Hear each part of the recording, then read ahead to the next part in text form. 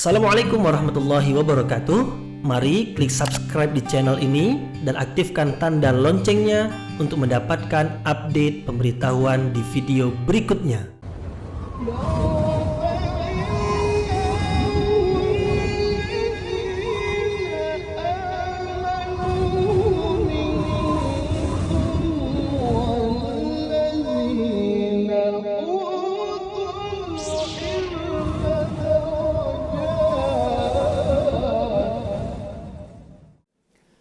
A'udzubillahiminasyaitonirrajim. Bismillahirrahmanirrahim. Assalamualaikum warahmatullahi wabarakatuh. Alhamdulillahirabbil alamin wa bihi nasta'in ala umurid dunya waddin nasta'inuhu wa nastaghfiruh wa na'udzu billahi min shururi anfusina wa min sayyiati a'malina. فمن يهده الله فلا مضل له ومن يضلل فلا هادي له أشهد أن لا إله إلا الله وحده لا شريك له وأشهد أن محمدا عبده ورسوله لا نبي بعده أما بعد. Kita bersyukur kepada Allah Subhanahu wa taala yang masih melimpahkan rahmat dan nikmat-Nya. Kita bersyukur dengan mengucapkan Alhamdulillahirabbil alamin. Kemudian tidak lupa pula bersalawat kepada Rasulullah dengan mengucapkan Allahumma salli ala Sayyidina Muhammad wa ala ali Sayyidina Muhammad, dan bersalam kepada Rasulullah dengan mengucapkan Assalamu alayka ya Rasulullah. Alhamdulillah kita dapat kembali meneruskan pengajian tafsir ayat-ayat suci Al-Quran yang insyaAllah kita akan teruskan kepada ayat yang ke 110 dan 111 dari surah Yusuf, yang merupakan dua ayat terakhir dari surah Yusuf dan merupakan penutup dari surah Yusuf yang isinya adalah menerangkan tentang Al-Quran. Apabila awal dari surah Yusuf menerangkan tentang Al-Quran, yaitu Al-Quran sebagai kitab yang nyata kebenarannya, berbahasa Arab dan akan difahami oleh orang-orang yang menggunakan akal. Kemudian di antara kandungan Al-Quran itu adalah kisah seperti kisah Nabi Yusuf alaihi salam yang isinya di dalam banyak pelajaran, banyak pengajaran, banyak nasihat, banyak peringatan. Nah, di akhir surah Yusuf disebutkan kembali tentang Al-Quran, yaitu Al-Quran yang diturunkan kepada Rasulullah sallallahu alaihi wasallam adalah wahyu-wahyu Allah yang membenarkan wahyu-wahyu Allah yang telah pernah diturunkan sebelumnya, yaitu yang diturunkan kepada Nabi Musa, Taurat, dan yang diturunkan kepada Nabi Daud, Zabur, dan yang diturunkan kepada Nabi Isa, yaitu kitab Injil. Nah, apa yang disebutkan di dalam kitab-kitab yang terdahulu dibenarkan oleh Al-Quran. Nah, kitab-kitab terdahulu yang dimaksudkan bukan yang ada di tangan orang-orang Yahudi dan orang-orang Nasrani sekarang, enggak. Yang ada di tangan mereka sekarang itu sudah dirubah, sudah diganti oleh tangan-tangan manusia. Maka dalam Al-Quran Allah mencela mereka yang telah merubah kitab suci. Fawailul lilladzina yaktubuna al-kitaba biaydihim. Celakalah orang yang telah menulis kitab suci dengan tangan mereka sendiri. Ada yang mereka sukai, mereka biarkan. Yang tidak mereka sukai, mereka buang. Ada yang mereka tambah, ada yang mereka kurangi. Fawailul lahum mimma katabat aydihim wa wailul lahum mimma yaksibun. Celakalah orang yang menulis dengan tangan mereka, dan celakalah apa-apa yang mereka usahakan itu. Nah, Al-Quran turun membenarkan kitab-kitab suci yang terdahulu seperti yang pernah diturunkan kepada para rasul terdahulu, bukan yang ada pada manusia yang datang kemudian yang mengaku pengikut para rasul tapi sebenarnya mereka bukan. pengikut para rasul. Nah, berarti Allah menerangkan bahwasanya Al-Quran itu adalah pengukur kebenaran dari kitab-kitab suci yang ada. Yang sekarang ini orang-orang Yahudi mengatakan di tangan mereka ada Taurat dan Zabur, di tangan orang Nasrani mereka mengatakan bersama kami ada Injil.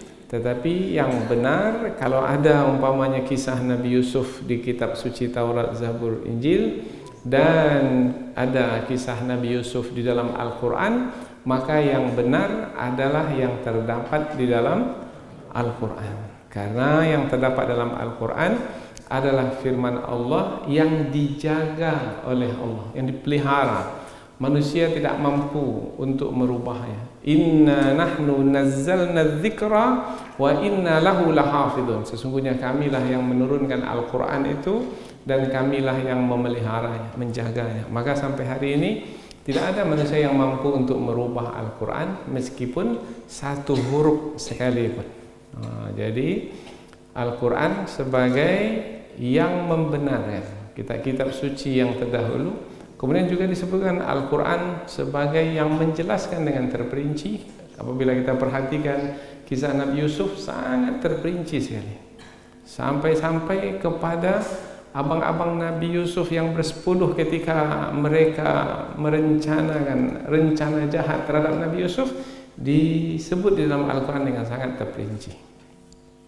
Kemudian Al-Quran sebagai hudan, petunjuk, Al-Quran sebagai rahmah, sebagai rahmat dari sisi Allah, yang mana Al-Quran itu adalah pelajaran kebaikan bagi siapa? Bagi semua manusia. Memang Al-Quran itu ditujukan dan Rasulullah menyampaikannya kepada semua manusia, tetapi Al-Quran baru mendatangkan manfaat dan kebaikan bagi liqaumi yu'minun, bagi kaum yang beriman. Jadi penutup surah Yusuf dengan pembuka surah Yusuf ada kesamaannya, yaitu sama-sama menerangkan tentang Al-Quran. Alif Lam Ra di pangkal surah Yusuf, tilka ayatul kitabil mubin, itulah dia kitab suci yang nyata. Inna anzalnahu Qur'anan Arabiyyan, sesungguhnya kami menurunkan Al-Quran itu berbahasa Arab, la'allakum ta'qilun, mudah-mudahan kamu memikirkannya, memahaminya dengan menggunakan akal. Kemudian Allah menerangkan bahwasanya dalam Al-Quran itu nahnu naqussu 'alaika ahsanal qasasi bihadzal Qur'an.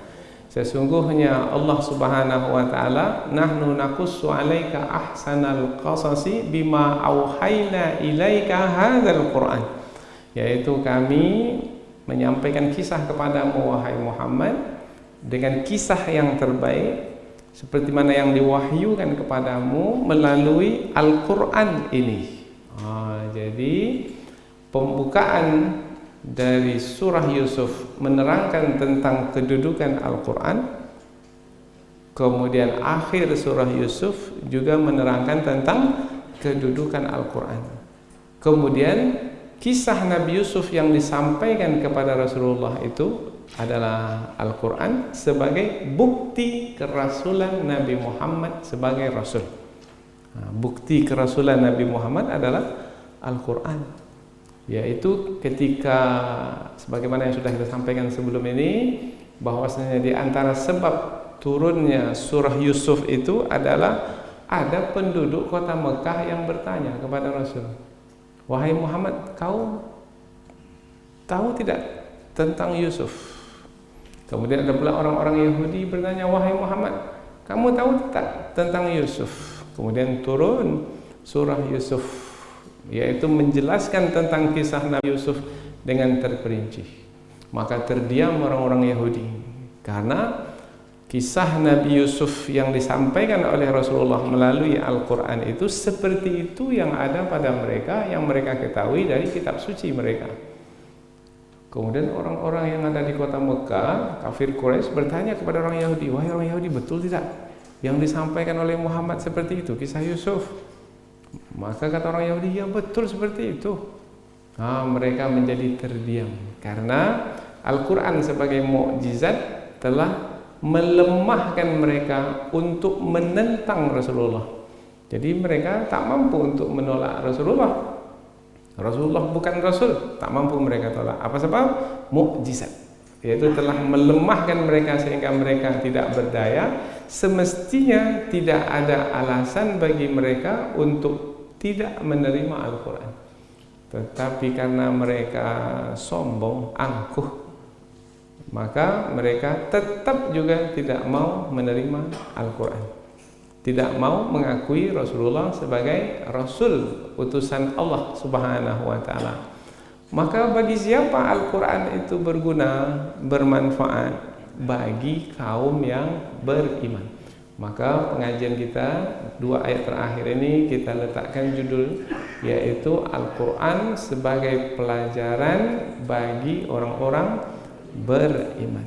Inilah sebagai muqaddimah dari 2 ayat yang akan kita pelajari, dan insyaallah kita akan coba untuk menyampaikan penjelasan yang lebih terperinci, lebih panjang dari 2 ayat ini melalui tafsirnya, dan kita dapat sebenarnya mengetahui tafsir-tafsir para ulama melalui kitab-kitab suci, kitab-kitab tafsir mereka ketika menafsirkan kitab suci Al-Quran. Dan insyaallah kita akan coba menyampaikannya, mungkin hanya sebahagian kecil dari yang pernah ditulis oleh para ulama. Tujuannya adalah supaya kita lebih dekat dengan kandungan ayat dan mudah-mudahan bertambah keimanan kita kepada Al-Quran, dan juga bertambah teguh keyakinan kita bahwasanya Al-Quran adalah kitab pelajaran, kitab pengajaran, kitab peringatan, dan kita jadikan sebagai petunjuk dalam kehidupan. Allah Subhanahu wa ta'ala berfirman, a'udzubillahi minasyaitonirrajim, bismillahirrahmanirrahim, hatta idza stai'asa ar-rusulu wa dhannu annahum qad kudzibu ja'ahum nasruna fanujjiya man nasha' wa la yuraddu ba'suna 'anil qaumil mujrimin. Laqad kana fi qasasihim 'ibratun li ulil albab ma kana hadithan yuftara walakin tasdiqal ladzi baina yadayhi wa tafsila kulli syai' wa hudaw wa rahmatan liqaumin yu'minun. Allah berfirman, hatta sehinggalah, idza apabila, istai'asa hampir hilang harapan. Ada kata hampir ya, hampir hilang harapan, ar-rusul para rasul, wa dhannu dan mereka beranggapan, annahum sesungguhnya mereka, qad kudzibu sungguh telah didustakan, ja'ahum maka datanglah kepada mereka, nasruna pertolongan kami, fanujjiya man nasya maka diselamatkanlah siapa-siapa yang kami kehendaki, wala yuraddu dan tidak ditolak, ba'suna siksaan kami, anil qaumil mujrimin dari kaum yang berdosa. Jadi tak akan ditolak, mana tidak akan terhindar.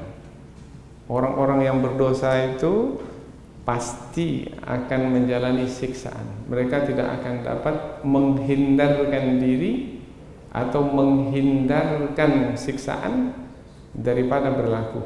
Siksaan pasti akan berlaku dan mereka tidak akan mampu menghindarkan diri daripadanya. Laqad kana sesungguhnya adalah, fi qasasihim di dalam kisah-kisah mereka itu, kisah-kisah para nabi dan rasul, ibrah pelajaran, liulil albab bagi orang yang memiliki akal untuk memahami dengan mendalam, ulil albab. maka tidaklah Al-Quran itu haditsan sebagai perkataan yuftara yang dibuat-buat. Bukan, Al-Quran itu firman Allah. Walakin akan tetapi Al-Quran itu adalah tasdiqa, membenarkan alladzi baina yadayhi, yang berada di hadapannya. Maknanya membenarkan Taurat, Zabur dan Injil. Maksudnya Taurat, Zabur dan Injil yang diturunkan kepada para rasul yang terdahulu, bukan yang ada sekarang. Wa tafsila, dan Al-Quran itu adalah sebagai memperinci kulli syai', segala sesuatu. Maksudnya segala sesuatu dalam urusan agama. Wa hudan, dan sebagai petunjuk. Wa rahmah, dan sebagai rahmat. Liqaumi yu'minun, bagi kaum yang beriman. Kita baca dari ayat yang ke-110 hingga 111 langsung. Sehinggalah apabila para rasul itu hampir berputus asa dan mereka beranggapan sesungguhnya mereka telah didustakan, maka datanglah pertolongan kami, maka diselamatkanlah orang-orang yang kami kehendaki, dan siksaan kami tidak akan dihindarkan dari kaum yang berdosa. Sesungguhnya dalam kisah-kisah mereka, kisah para rasul itu terdapat pelajaran bagi orang-orang yang memiliki pemahaman yang mendalam. Dan Al-Quran itu tidaklah perkataan yang dibuat-buat. Akan tetapi Al-Quran itu adalah membenarkan kitab-kitab suci yang terdahulu dan sebagai penjelasan yang terperinci atas segala sesuatu, dan petunjuk dan rahmat bagi kaum yang beriman. Inilah dia dua ayat yang akan kita pelajari, yaitu setelah kita lihat-lihat kedua ini, maka ayat ini menerangkan tentang Al-Quran. Al-Quran sebagai kitab suci yang diturunkan kepada Rasulullah sallallahu alaihi wasallam, yang membenarkan kitab suci yang pernah diturunkan kepada para rasul yang diturunkan sebelum Rasulullah sallallahu alaihi wasallam, yang isi kitab suci Al-Quran itu sama dengan kitab-kitab yang sebelumnya, yaitu isinya sebagai pelajaran. Kemudian isinya juga sebagai membenarkan kitab suci yang terdahulu, menjelaskan bahwasanya yang menurunkan semua kitab suci itu adalah Allah, yaitu Allah yang Maha Esa. Kemudian kitab suci Al-Quran itu memperinci dengan sangat detail sekali, seperti kisah Nabi Yusuf. Dan juga Al-Quran sebagai petunjuk dan rahmat. Bagi siapa? Bagi orang-orang beriman. Ada iman dalam hati, Al-Quran menjadi bermanfaat. Tidak ada iman dalam hati, maka Al-Quran akan ditolak. Kemudian disebutkan bahwasanya apabila Rasulullah menerima kitab suci Al-Quran, kemudian rasul-rasul yang datang sebelum Rasulullah menerima kitab-kitab suci juga, sebenarnya mereka para rasul mendapatkan perlakuan yang sama dari kaumnya. Tak semua manusia yang didakwahi oleh para rasul itu semuanya beriman, tidak. Tapi banyak juga di antara manusia yang didakwahi itu memusuhi para rasul, mendengki para rasul. Termasuk kisah yang disebutkan di dalam surah Yusuf ini, yaitu kisah Nabi Yusuf alaihi salam. Nabi Yusuf didengki bukan oleh orang jauh, oleh abang-abangnya sendiri. Nabi Yakub juga didengki oleh siapa? Bukan oleh orang jauh, dari anak-anaknya sendiri. Nabi Yakub didengki oleh anak-anaknya sendiri. Maka apabila didengki, akan membuat kita yang didengki menjadi sedih. Nabi Yusuf sedih, Nabi Yakub juga sedih. Nah, Al-Quran memberikan pelajaran bagaimana menghadapi dan menjalani kesedihan tersebut. Kalau kita didengki, maka bagaimana menghadapi kedengkian orang-orang yang mendengki? Apakah kedengkian kita balas dengan kedengkian pula? Nah, di dalam surah Yusuf dijelaskan, di dalam Al-Quran disebutkan. Oleh karena Rasul-Rasul yang terdahulu didengki dan Allah memberitahukan bahwasanya para Rasul yang didengki itu memaafkan orang-orang yang mendengkinya, begitu juga mereka sedih, kemudian mereka menjalin hubungan dengan Allah, maka dengan kebersamaan dengan Allah itu Allah Subhanahu wa taala memberikan pertolongan kepada mereka, maka hilanglah kesedihan mereka. Begitu jugalah pesan yang disampaikan kepada Rasulullah sebagai Rasul yang terakhir. Apakah Rasulullah juga didengki? Ya, siapa yang mendengki Rasul? Bukannya orang jauh, paman sendiri yang mendengki Rasul. Kemudian dari penduduk kota Mekah yang dekat, masih satu keluarga dengan Rasul, tetapi Rasulullah didengki. Rasulullah sedih, ya sedih. Nah, melalui surah Yusuf yang diturunkan kepada Rasul, maka ia sebagai hiburan bagi baginda Rasulullah. Wahai Muhammad, apabila kamu didengki, sudah didengki pula para Rasul sebelummu, tapi mereka membalasnya dengan kemaafan, maka kamu wahai Muhammad balas pula lah dengan kemaafan. Karena memang sudah sunnatullah.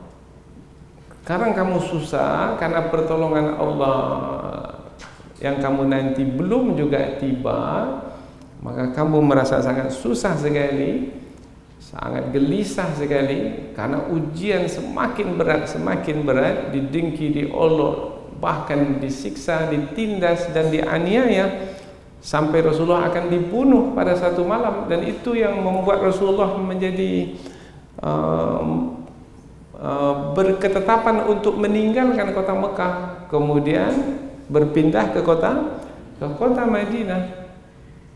Apabila sampai kepada kemuncak seperti itu, maka Rasulullah SAW memahami bahwasanya pertolongan Allah semakin dekat, karena sudah menjadi janji Allah.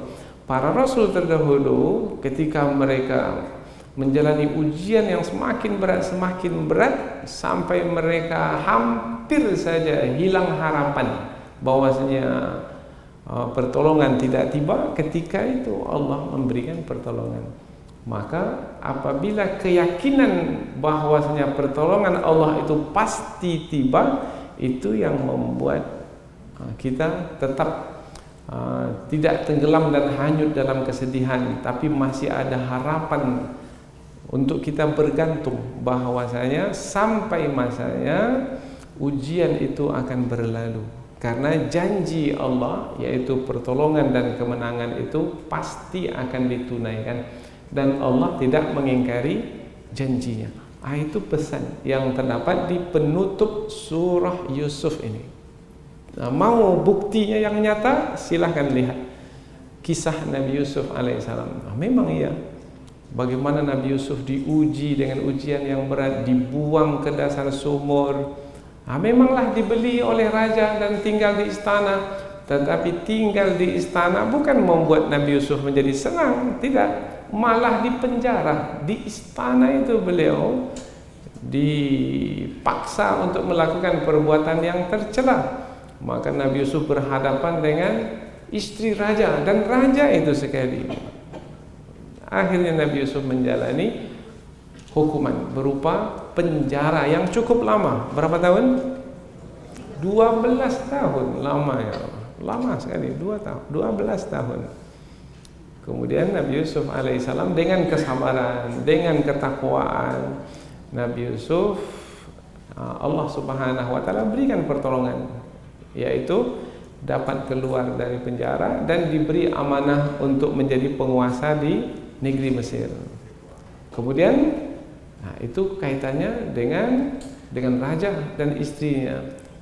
Dan kisah masih belum selesai, yaitu Nabi Yusuf dengan saudara-saudaranya. Sebelum ini Nabi Yusuf telah dibuang oleh saudara-saudaranya, telah didengki oleh saudaranya, maka Allah Subhanahu wa taala menunaikan janjinya.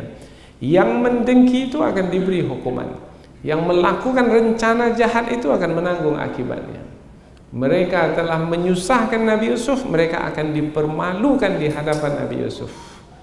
Allah takdirkan pula, Allah takdirkan, semua ini adalah takdir Allah. Dan kita ini sebenarnya tak ada buat sesuatu pun.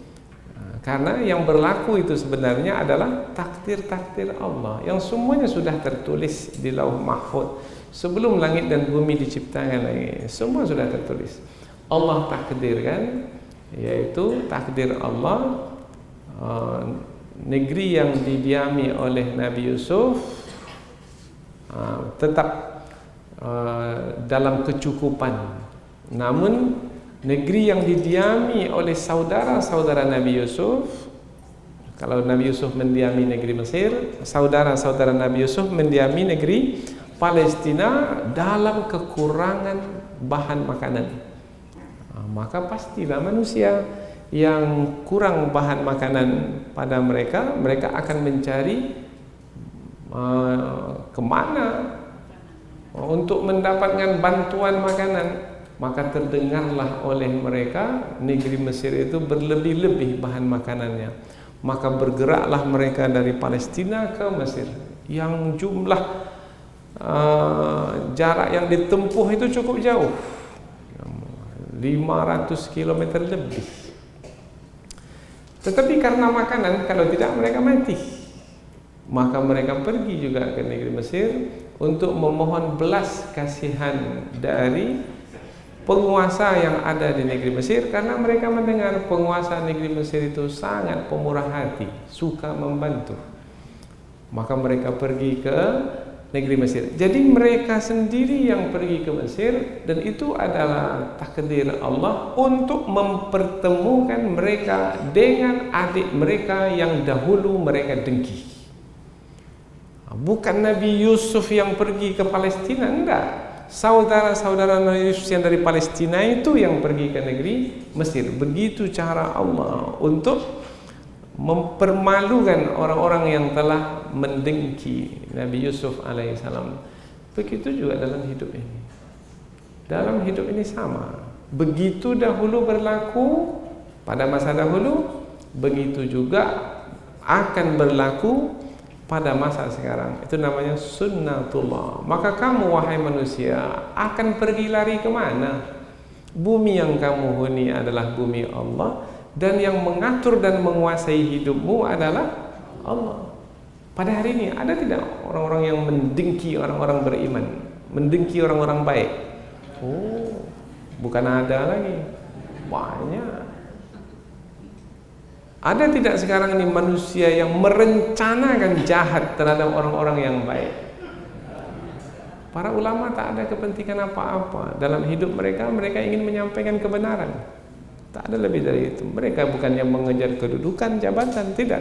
Bukan mau menumpuk harta banyak-banyak, tidak.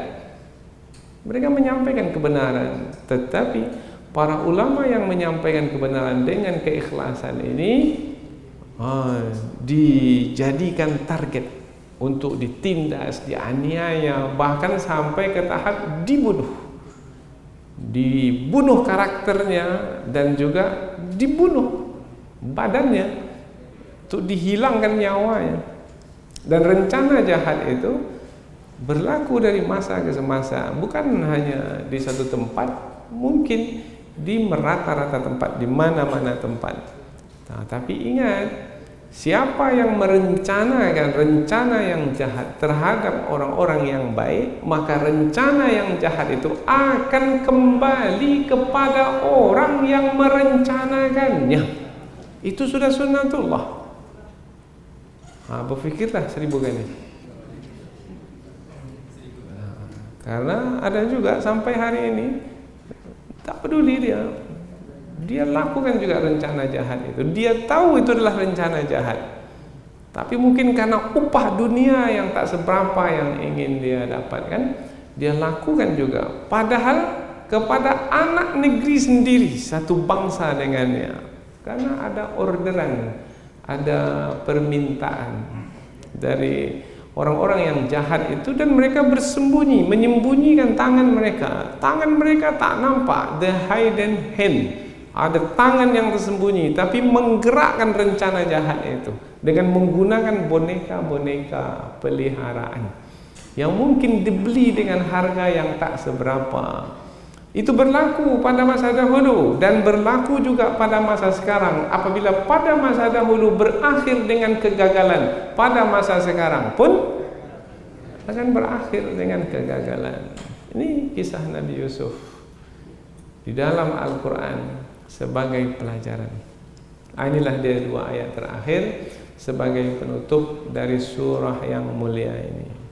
Baik, sudah mukaddimah sudah, membaca dan terjemahannya sudah, kemudian ulasan ringkas pun sudah. Sekarang kita pindah ke tafsir ayat, yaitu penjelasan yang lebih panjang dari ayat. Allah berfirman ayat 110, hatta idza stai'asar rusul, sehinggalah apabila rasul-rasul itu hampir saja putus asa. Sehinggalah, kalau kita mendengar kata sehinggalah berarti ada permulaan, kemudian berjalan, kemudian baru ada kata sehinggalah. Nah, sehinggalah permulaan apa? Perbuatan bawahnya. Ada hidangan tersedia di depan kita, maka mulailah kita makan.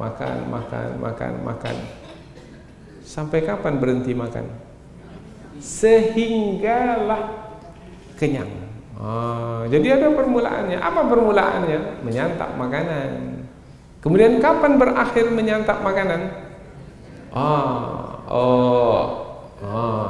Sudah senda, sudah kenyang ini, pegang perut, sudah penuh. Nah, sehinggalah bermakna ada permulaan. Begitu juga dalam ayat ini, sehinggalah apabila para rasul itu hampir saja berputus asa. Bermakna ada permulaan. Apa permulaannya? Permulaannya adalah dakwah yang disampaikan oleh para rasul. Dalam ayat sebelum ini, wa ma arsalna min qablika illa rijalan nuhi ilaihim min ahlil qura. Dan tidaklah kami mengutus sebelummu wahai Muhammad melainkan para rasul, yaitu dari kalangan laki-laki yang kami wahyukan kepada mereka dari penduduk negeri. Jadi kami mengutus para rasul. Ketika kami mengutus para rasul, maka para rasul itu memulai dakwah. Ketika mereka memulai dakwah, apa yang berlaku? Ada penentangan. Ada yang mengikuti, ada jumlahnya sedikit. Yang menentang, jumlahnya banyak sekali. Mereka mengolok-olok para rasul, mereka mengkeji para rasul. Bukan hanya itu, mereka mengancam para rasul. Bukan hanya ancaman, mereka melakukan perbuatan untuk membunuh rasul, menghilangkan nyawa rasul. Itu dilalui oleh para rasul. Berapa lama? 1 tahun, 2 tahun? Bukan. Nabi Muhammad berapa lama melaluinya di kota Mekah? 13 tahun di kota Mekah. Sampai puncaknya pada malam itu mereka akan membunuh Rasul Nabi Muhammad. Kemudian Rasulullah berhijrah ke kota Madinah. Nah, di kota Madinah berlaku lagi perang dengan kafir Quraisy yang datang dari Mekah. Perang Badar, perang Uhud, perang Khandaq, macam-macam perang berlaku. Dan itu ujian yang dihadapi oleh Rasul. Sehinggalah, berarti kata sehinggalah ini fahami bahwasanya sebelumnya sudah dimulai dakwah dan mendapat penentangan.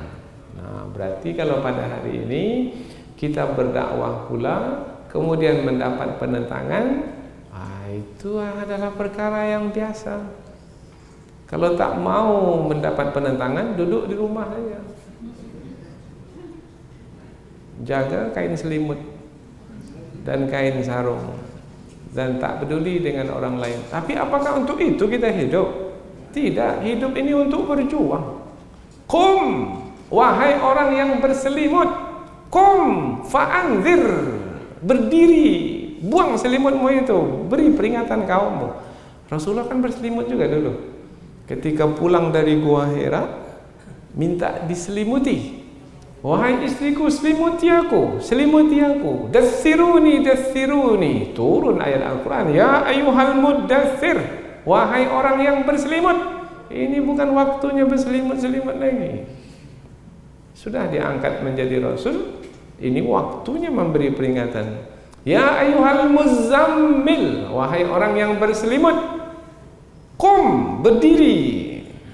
Maka Rasulullah pun berdiri menyampaikan peringatan. Dikumpulkan penduduk kota Mekah. Rasulullah berada di atas Bukit Safa.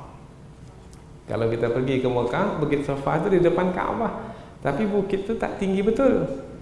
Nah, di belakang Bukit Safa itu ada bukit yang lebih tinggi lagi, disebut juga gunung Jabal Abu Qubais namanya. Nah, kalau kita lihat sekarang ini tak nampak lagi gunungnya karena sudah ditutupi oleh istana raja di situ.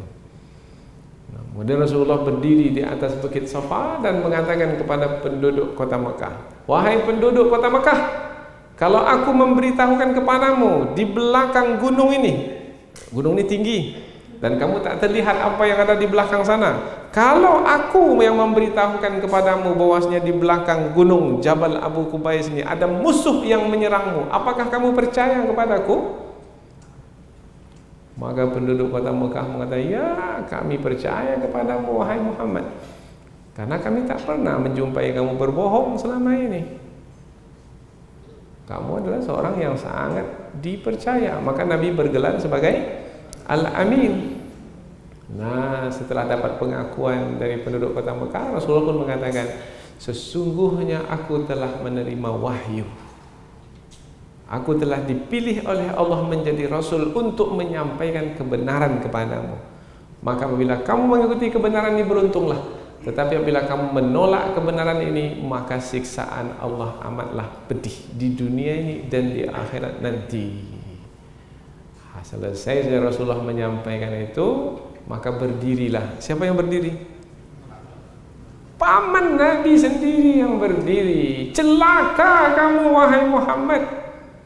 Tabban laka ya Muhammad, alihada jama'atana, hanya untuk mengumpulkan, hanya untuk menyampaikan itu kamu kumpulkan kami di sini.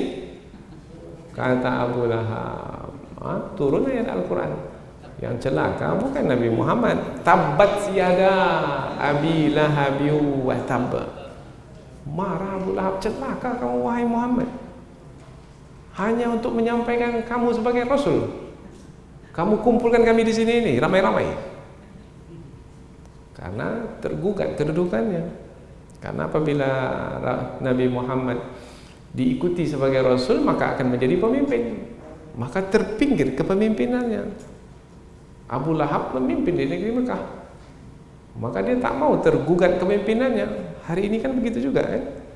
Jangan coba-coba gugat kepemimpinannya, marahannya. Celaka kamu, dicelakakannya pula. Maka turun ayat Al-Quran. Yang celaka bukan Nabi Muhammad. Tabbat yada abi lahab, celaka kedua tangan Abu Lahab. Mengapa ada kata kedua tangan? Karena tangan ini kaitannya dengan kekuasaan. Maka celaka Abu Lahab karena dia menganggap dia berkuasa, maka dia celaka, kekuasaannya pun juga akan celaka, akan hilang kekuasaannya. Maka ada penentangan itu pada Nabi Muhammad dahulu, terhadap Nabi Muhammad, dan ada penentangan itu terhadap para nabi yang sebelum Nabi Muhammad. Oh ya, ada penentangan itu pada masa sekarang. Oh iya, ada. Ini dia pelajaran. Setiap zaman ada saja orang yang seperti itu. Pada masa Nabi Muhammad, Abu Lahab namanya. Pada masa Nabi Musa, Fir'aun namanya. Pada masa Nabi Ibrahim, Namruz namanya. Pada masa sekarang, sebut ajalah siapa. Ada dari situ. puncaknya sekali adalah ketika yang menolak kebenaran itu, melakukan siksaan yang tidak berperi kemanusiaan, sangat dahsyat sekali, seperti pembunuhan, penganiayaan. Rasulullah menerimanya, para sahabat juga menerimanya. Dan pada masa itu, ketika orang haus, pada masa haus itu ingin apa? Ingin air untuk menghilangkan dahaga haus. Dan orang yang haus itu telah dijanjikan pula, wahai orang yang haus, untuk menghilangkan dahagamu, kami telah janjikan air untukmu. Nah, orang yang haus ini kemudian terus haus, maka dia mengharapkan air untuk menghilangkan dahaga, air itu tak kunjung datang. Bagaimana perasaan orang yang haus ini?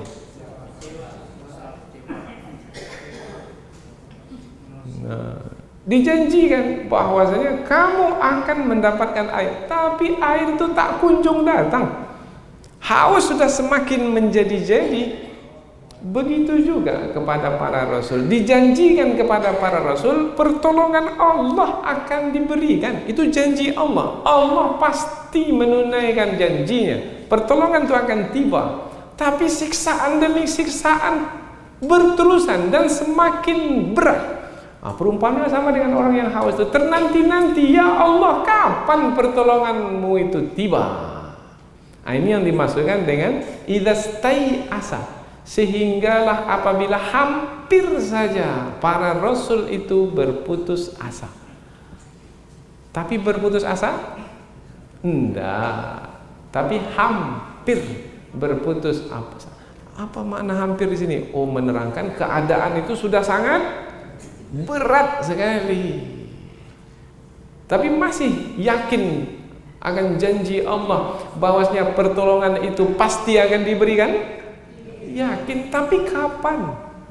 Tapi kapannya itu yang tak tahu. Maka di dalam ayat yang lain Allah menyebutkan, am hasibtum an tadkhulul jannata walamma ya'tikum mathalul ladzina khalau min qablikum. Apakah kamu mengira bahwasanya kamu akan masuk surga begitu saja, sementara belum sampai kepadamu seperti mana yang pernah berlaku pada orang-orang sebelum kamu? Massat humul ba'sa wad-dharra'u wazulzilu.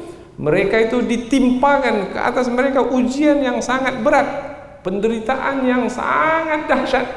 Ada yang digergaji dari kepalanya sampai ke duburnya, terbelah dua. Ada yang dicucuk dengan besi panas dari duburnya sampai ke mulutnya, seperti Sumayyah. Ada yang diseret di padang pasir panas seperti Bilal bin Rabah. Ada yang dijatuhkan dari gunung yang tinggi ke bawah, dan seterusnya, sampai sedemikian siksaan yang dijalani oleh orang-orang yang mengikuti kebenaran. Nah, mereka zulzilu, digoncangkan dengan goncangan yang dahsyat. Karena seperti orang haus tadi, orang yang haus dijanjikan air, tapi haus semakin menjadi-jadi, air yang dijanjikan pula tak kunjung tiba. Maka ketika itu dia pun berkata, kapan air itu datang? Itu bukan bermakna dia putus asa, enggak, tapi sudah tak mampu lagi menjalani siksaan. Maka berkatalah Rasul dan orang-orang beriman bersama dengannya, hatta yaqular Rasul walladzina amanu ma'ahu mata nasrullah. Mata, kapan nasrullah, pertolongan Allah itu tiba? Kami sudah tak tahan lagi ini.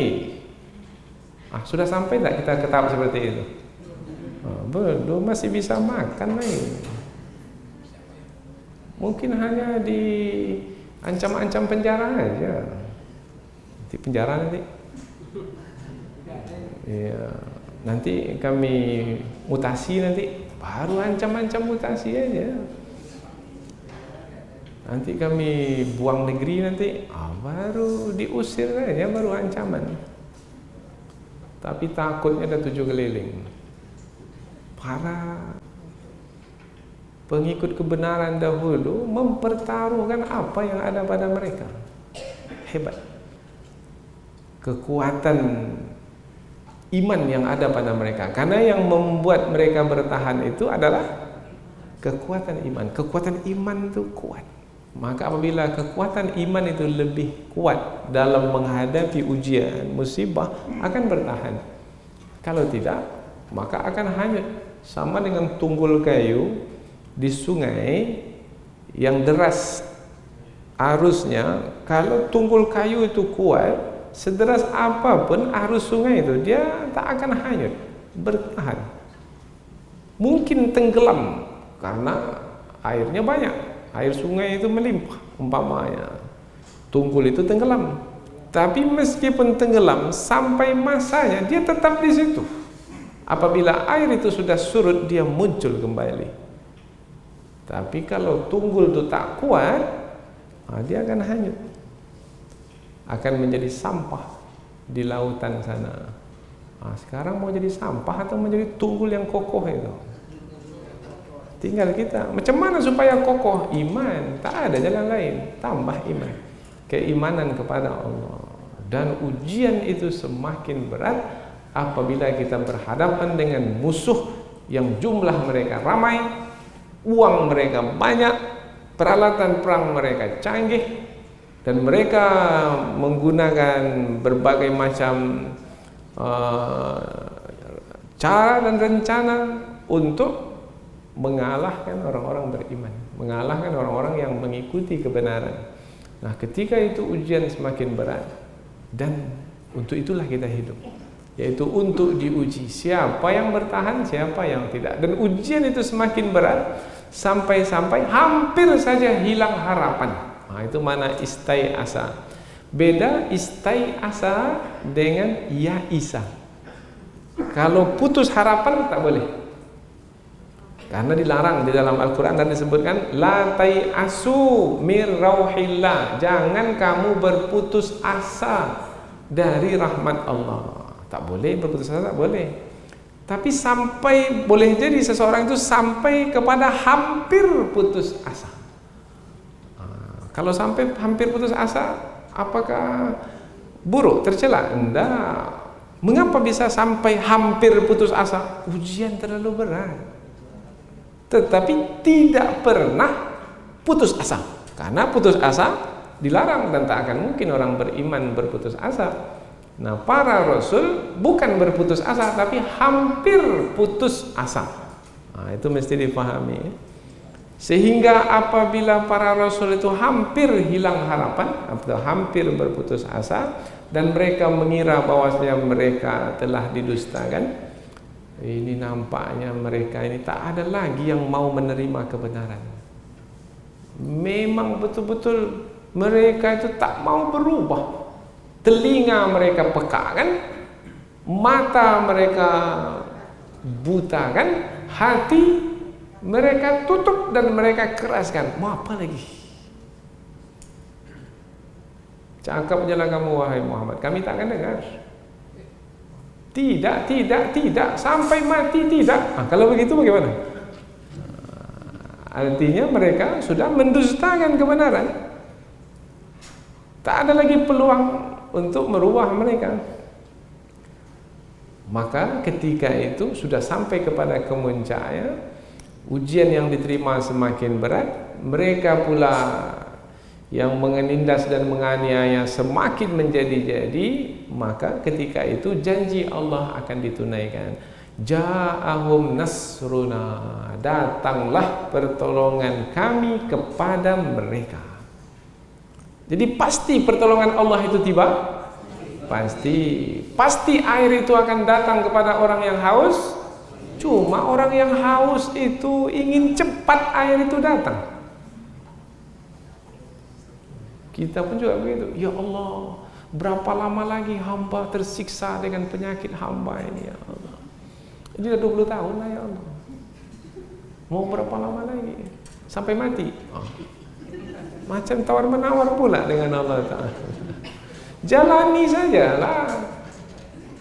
Jalani saja. Allah tahu hamba yang diuji itu Allah tahu. Sampai masanya Allah akan berikan pertolongan kepada hamba yang diuji itu. Untuk apa hamba itu diuji? Untuk ditinggikan kedudukannya. Karena semakin berat ujian, semakin tinggi kedudukan. Ujian untuk anak SMA sama tidak dengan ujian untuk anak SD? Tidak. Tapi anak SMA minta ujiannya seperti anak SD. Bu guru berikan ujian pada saya untuk anak SD biar saya bisa menjawabnya. Tak jadi masuk perguruan tinggi. Tamat SMA masuk SMP lagi nanti setelah itu. Dan Allah tahu ujian kepada seseorang itu, Allah tahu mana yang diberikan lebih berat, mana yang diberikan kurang. Tapi kadang-kadang kita itu melihat kepada orang lain.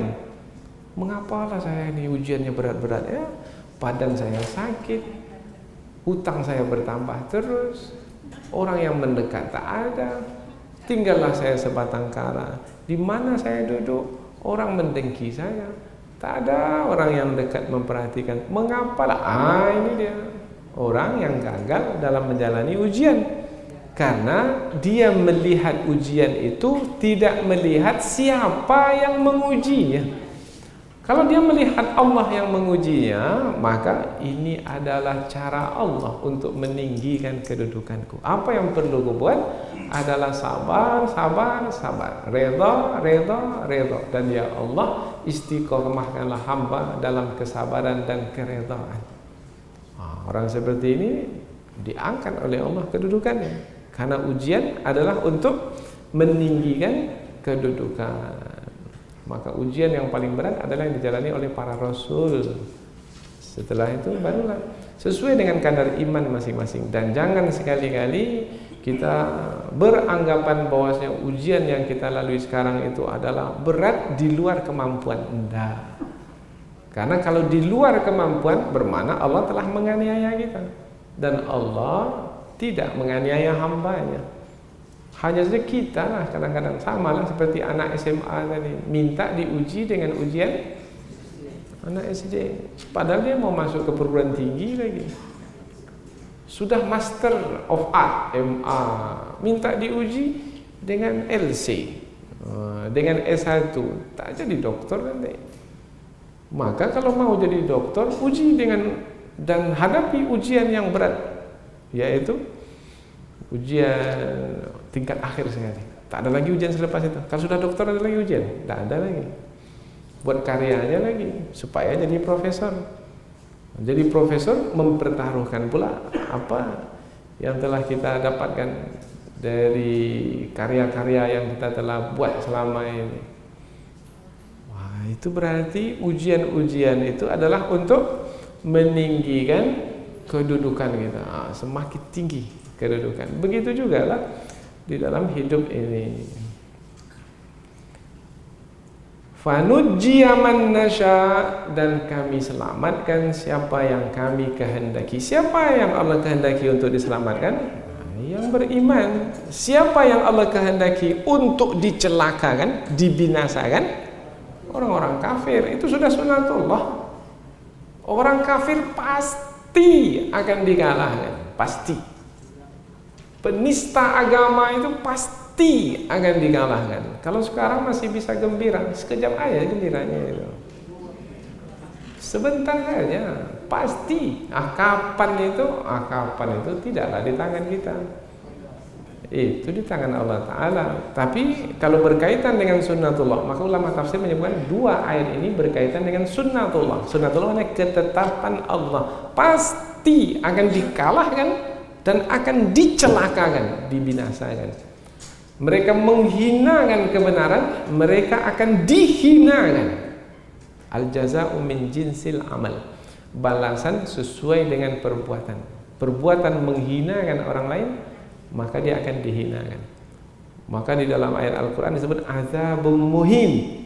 Nanti di dalam neraka orang-orang yang menghinakan kebenaran, yang menghina pengikut kebenaran, menghina para nabi dan rasul, maka mereka nanti di dalam neraka dihinakan. Mengapa mereka dihinakan dalam neraka? Karena dulu di dunia menghinakan kebenaran. Maka balasan yang serupa yang mereka terima.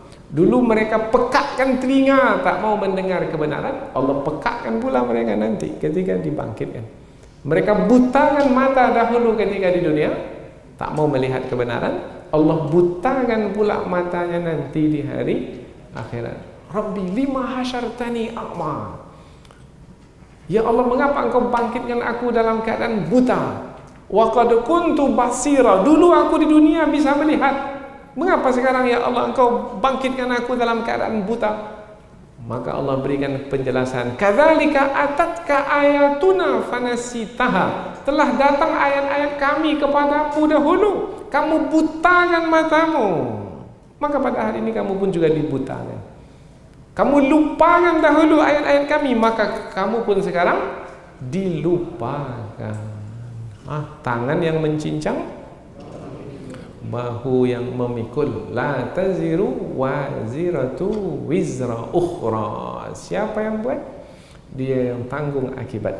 Wala yuraddu ba'suna 'anil qaumil mujrimin. Dan tidak akan dihindarkan siksaan kami itu dari kaum yang pendosa, kaum yang berbuat dosa, yaitu yang melakukan kemaksiatan, pelanggaran. Selesai sudah pembahasan tentang perjalanan hidup. Perjalanan hidup Nabi Muhammad atau perjalanan hidup para nabi yang terdahulu seperti yang diceritakan kepada Nabi Muhammad, yaitu perjalanan hidup Nabi Yusuf, perjalanan hidup Nabi Yakub alaihi salam. Selesai sudah, kisah Nabi Yusuf pun sudah selesai. Maka penutup surah, laqad kana fi qasasihim ibratul liulil albab. Sesungguhnya pada kisah-kisah mereka itu, kisah-kisah para rasul yang diceritakan dalam Al-Quran itu, ibrah, pelajaran, liulil albab, bagi orang yang memiliki pemahaman yang mendalam. Ulil albab, uli, memiliki, lub, albab, jamak dari lub, lub maknanya inti. Orang yang disebut ulil albab itu orang yang menggunakan akal yang dalam kepala sana. Kalau memahami dengan akal yang di dalam kepala itu, akan mengetahui yang benar itu benar dan yang salah itu salah. Bukan yang mengikuti emosi saya atau mengikuti perasaan saya, enggak, tapi menggunakan akal dengan sungguh-sungguh, maka akan dapat mengetahui yang benar itu benar, yang salah itu salah. Ibrah, ibrah itu sudah masuk ke bahasa kita. Ibrah, ambillah ibrahnya. Tapi sebenarnya ibrah itu maknanya dulu sudah kita sampaikan. Lirru'ya ta'burun, maknanya ta'burun, ibrah. Apa maknanya ibrah? Kita ada sungai di sini, Sungai Siak. Ada tepi sini, ada tepi sana. Nah, ada jalan yang menghubungkan tepi sini ke tepi sana. Apa namanya itu? Jembatan. Maka jembatan ini adalah yang menghubungkan tepi sini dan tepi sana. Nah, ini nih namanya ubur dalam bahasa Arab, dari kata ibrah. Yang berlaku pada diri Nabi Yusuf itu dia. Didengki, tapi tidak membalas kedengkian dengan kedengkian, malah membalas kedengkian dengan kemaafan. Itu yang ada pada diri Nabi Yusuf. Sampaikan pula kepada diri kita. Sampai kepada diri kita, ini seperti jembatan, tepi sana, tepi sini. Sampai kepada diri kita, ini namanya ibrah, pelajaran. Tak sampai, itu kan Nabi Yusuf. Saya kan bukan Nabi. Tak jadi ibrah. Terpotong, itu namanya jembatan terpotong namanya. Putus jembatan. Yang tepatnya adalah apa yang berlaku pada diri Nabi Yusuf dan diceritakan kepada kita, seperti itu pula kita akan melakukannya. Ada orang yang mendengki kita, jangan balas kedengkian dengan kedengkian, balaslah dengan kemaafan. Ustaz bercakap aja Ustaz. Nanti cobalah. Janganlah seperti itu. Ya, kita kan berusaha. Itulah dia gunanya pelajaran. Jadi ibrah itu pelajaran untuk kita sampaikan pula pada diri kita. Apa yang kita dapatkan dari kisah-kisah yang dalam Al-Quran, kita langsung bawa kepada diri kita, sampaikan pula pada diri kita. Maka jadi ibrah, jadi pelajaran. Makana haditsan yuftara, terakhir penutup tentang Al-Quran. Tadi sudah kita sebutkan surah Yusuf dimulai dengan Al-Quran, cerita tentang Al-Quran, kedudukan Al-Quran, ditutup juga tentang Al-Quran, kedudukan Al-Quran. Bukanlah Al-Quran itu perkataan yang dibuat-buat, yang dibuat-buat oleh Nabi Muhammad, bukan, itu firman Allah. Walakin, akan tetapi, tasdiqal ladzi baina yadayhi, Quran itu membenarkan kitab-kitab suci yang pernah turun sebelumnya, sebelum Al-Quran. Wa tafsila kulli syai', Al-Quran memberikan perincian. Ini berkaitan dengan agama. Kalau yang berkaitan dengan ilmu sains, itu manusia sendirilah, Allah serahkan kepada manusia.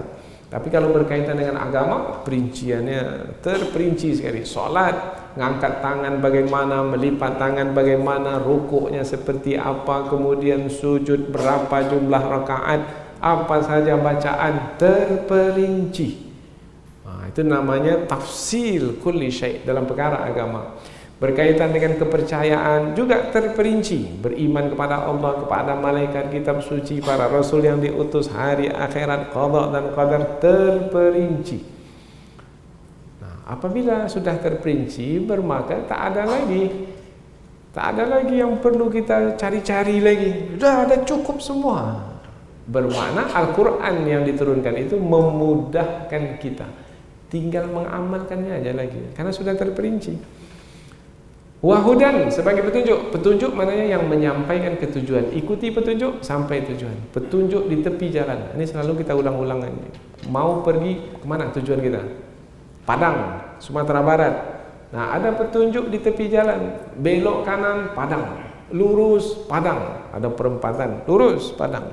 Ada lagi belok kiri, Padang. Nah, ikuti petunjuk itu. Belok kanan, ikuti. Lurus, ikuti. Ikuti petunjuk itu sampai ke tujuan, sampai ke Padang. Tujuan hidup kita kemana? Ke surga. Ikuti petunjuk, yaitu Al-Quran yang telah diturunkan, sampai ke surga. Lain kata Al-Quran, lain pula yang dibuatnya. Ini halal, ambil. Tak mau dia ambil. Yang haram itu juga yang dia ambil. Ahallallahul bai'a, dapatkan rezeki dengan jual beli. Tak mau dia berjual beli. Uangnya dah banyak, dia jual tanahnya, diletakkannya di bank konvensional, diambilnya riba. Sementara dalam Al-Quran, wa harramar riba, Allah haramkan riba. Dia tak ikuti petunjuk Allah. Riba itu yang dimakannya. Enak riba. Letak saja uang 10 miliar tiap bulan berapa? Tak perlu punya rumah sewa, tak perlu. Tak perlu berdagang-dagang susah-susah, tak perlu. Letak saja uang, ambil tiap bulan bunganya. Bunga pula katanya, riba. Riba itu bukan, diterjemahkan dengan bunga. Bunga itu indah, baunya harum. Kalau riba itu bukan, riba itu jelek, kotor, keji, busuk. Dan ini mesti difahamkan begitu. Nah, dan banyak yang meletakkan uangnya kemudian dengan hidup dengan riba. Ini tidak mengikuti petunjuk. Maka akan sampai ke tujuan, ke surga? Tidak. Kemana sampainya? Ke tempat yang satu lagi. Dua saja tempat nanti di hari akhirat. Kalau tidak ke surga, ke neraka. Maka Al-Quran sebagai hudan, petunjuk yang menyampaikan ke tujuan. Warahmah, dan Al-Quran sebagai rahmat, membuat kita menjadi senang, menjadi mudah. Tak susah lagi kita mencari-cari mana baik. Ini baik atau tidak ya? Tak perlu. Semua sudah ditetapkan dalam Quran. Ini baik, pasti baik. Ini buruk, pasti buruk. Tinggal mengambil saja mana yang baik-baik itu dan jauhkan diri dari yang buruk-buruk. Ini rahmat bagi siapa ini? Al-Quran sebagai petunjuk, Al-Quran sebagai rahmat, Al-Quran yang memiliki perincian yang jelas, Al-Quran yang membenarkan kebenaran yang ada pada kitab-kitab suci yang terdahulu. Bagi siapa manfaat Al-Quran itu? liqaumi yu'minun, bagi kaum yang beriman. Beruntunglah orang-orang beriman karena mendapat manfaat dari Al-Quran. Mudah-mudahan apa yang kita pelajari ini ada manfaatnya. Dengan demikian berakhir sudah surah Yusuf, yang di dalamnya ada kisah tentang Nabi Yusuf dengan sangat terperinci. Dan kisah Nabi Yusuf itu adalah sebagai bukti kerasulan Nabi Muhammad, karena kisah Nabi Yusuf itu adalah ayat-ayat Al-Quran yang diturunkan kepada Rasulullah sebagai mukjizat bagi baginda, sebagai seorang Rasul yang diutus. Mudah-mudahan ada manfaatnya. Subhanakallahumma wa bihamdika, asyhadu an la ilaha illa anta wa astaghfiruka wa atubu ilaik. Wassalamualaikum warahmatullahi wabarakatuh.